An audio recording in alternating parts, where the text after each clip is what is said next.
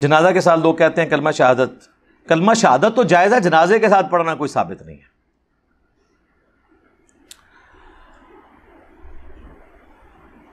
رہنمائی کریں، 3 کلام رسول اللہ صلی اللہ علیہ وآلہ وسلم کیا کرتے ہیں جنہیں لوگوں نے ترک کر دیا ہے؟ ان میں سے ایک یہ ہے کہ نماز جنازہ پر اس طرح سلام پھیرنا جس طرح نماز میں سلام پھیرا جاتا ہے۔ یہ ضعیف روایتیں ہیں میرے بھائی۔ آپ دیکھیں حنفیوں نے اپنی جو طریقہ اخذ کیا ہے اس کا سجدہ صاحب کا، وہ ابراہیم نخعی کے قول سے اخذ کیا ہے۔ المصنف ابن ابی شیبہ میں ابراہیم نخعی کہتے ہیں کہ جنازے میں بھی ایک طرف سلام ہے اور سجدہ صاحب میں بھی ایک طرف سلام ہے۔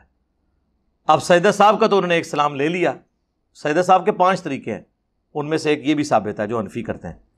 ان کو کہ پوری روایت پڑھیں، اس میں تو جنازے میں بھی ایک طرف سلام ہے۔ تو یہ آپ پھر وہی کام کر رہے ہیں جو علماء یہود کا ہے، افتؤمنون ببعض الکتاب وتکفرون ببعض، کتاب کے کچھ حصے کو مانتے ہو، کچھ کو چھوڑ دیتے ہو۔